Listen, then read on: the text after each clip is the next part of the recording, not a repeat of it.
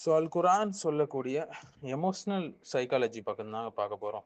சூரத்துல் மரியமுடைய 58வது ஆயத்து வந்து நமக்கு பல படிப்பினைகளை தருதுன்னு சொல்லலாம். ததப்புர் செய்யும்போது அதில் முக்கியமான ஒன்று எமோஷ்னல் சைக்காலஜி. ரஹ்மானுடைய வசனங்கள் அவங்களுக்கு ஓதி காட்டப்பட்ட போது அவங்க என்ன செஞ்சாங்கன்னா அழுதவர்களாக சஜ்ஜால விழுந்தார்கள் என்று அல்லாஹ் சொல்றான். சுஜ்ஜதன் வ புக்கியா என்று சொல்றான். இந்த வசனத்தை பற்றி நம்ம ஆழமாக ததப்புர் செய்யும்போது சஜ்ஜா செய்தார்கள் என்று வரல, விழுந்தார்கள் என்று சொல்லப்படுது. குரான்ல சஜது, அதாவது சுஜூத் செய்தார்கள் என்று சொல்லப்படல.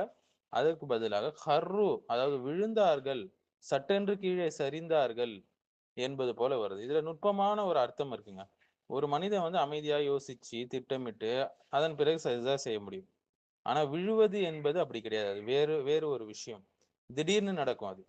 அந்த நேரத்துல மனுஷன் வந்து இப்போ நான் சஜ்ஜா செய்ய வேண்டும் என்று திட்டமிட்டுலாம் செய்யறது இல்லை.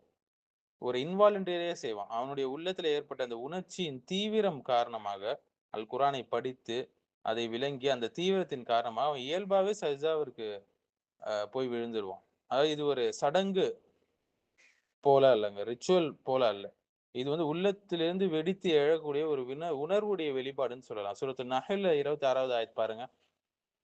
பிறகு அவங்களுடைய கூரை வந்து அவர்களின் மேல் திடீரென்று விழுந்தது அப்படின்னு சொல்லி வரும் அந்த ஆயத்து. ஸோ இங்க விழுந்தது என்றால் அது மெதுவாக இறங்கவில்லை, திடீர்னு சரிஞ்சு விழுந்தது. அது போலதான் அல்லாஹ்வுடைய வசனங்களை கேட்டபோது நபிமார்கள் மெதுவாக சஜ்ஜா செய்யல.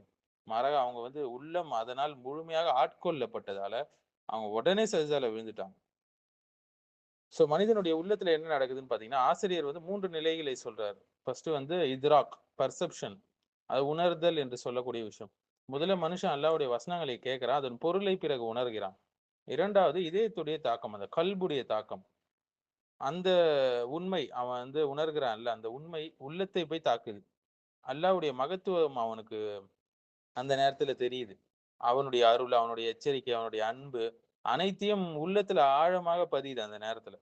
3வது என்ன நடக்குதுன்னா, இன்க்ளினேஷன் நடக்குது. அதாவது இயல்பான வெளிப்பாடுன்னு சொல்லுவாங்க. அதன் பிறகு அவன் என்ன செய்றான், அந்த உணர்வு உடல் வழியாக வெளிப்படுது. அவன் அழுவுறான், அவன் சஜ்ஜா செய்றான். இது செயற்கையான நடிப்பு கிடையாதுங்க. இது உள்ளத்திலிருந்து தானா வெளிப்படக்கூடிய ஒரு உணர்வு.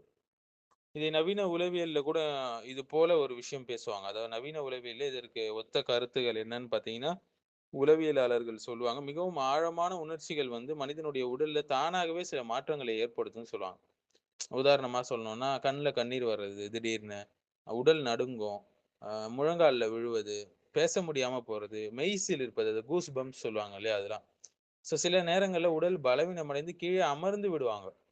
இது எல்லாமே தீவிரமான உணர்ச்சியோட இயல்பான வெளிப்பாடு. அடுத்தது பிரமிப்புன்னு சொல்லுவாங்க இல்லைங்களா?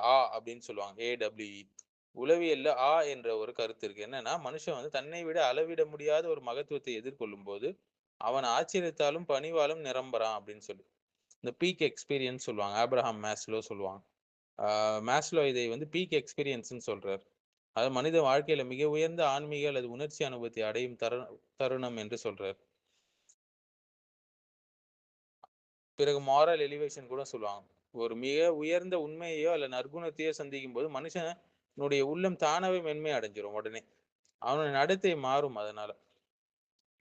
நரம்பியல்ல நியூரோ சயின்ஸ்ல என்ன சொல்றாங்கன்னா, மிக ஆழமான உணர்ச்சி ஏற்படும் போது உடல்ல சில நேரங்கள்ல யோசிப்பதற்கு முன்னே உடல் வந்து பதில் அளிக்கும்.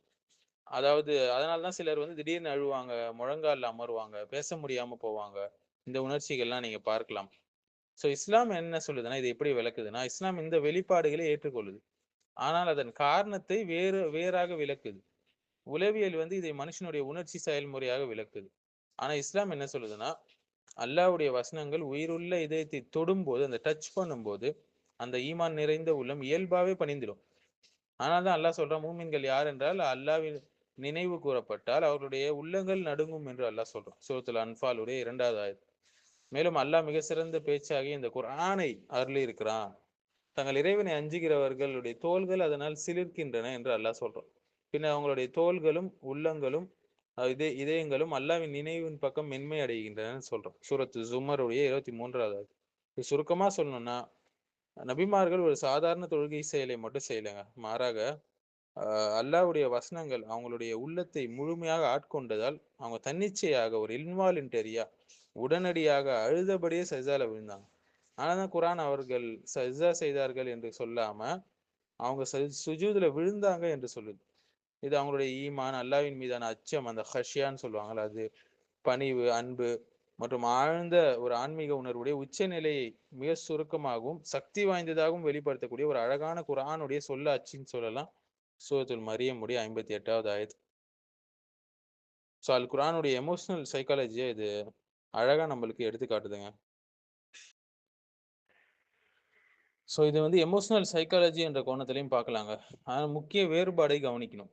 அப்படி பேசும்போது என்னன்னா, உளவியல் வந்து இந்த நிகழ்வை வந்து மனிதனுடைய உணர்ச்சி மற்றும் நடத்தை என்ற அடிப்படையில விளக்குது. ஆனா இஸ்லாம் தான் என்ன செய்யுது, அந்த உணர்ச்சியுடைய மூல காரணம் அல்லாஹ்வுடைய வழிகாட்டுதலும் ஒரு உயிருள்ள ஈமான் கொண்ட உள்ளமும் என்று விளக்குது.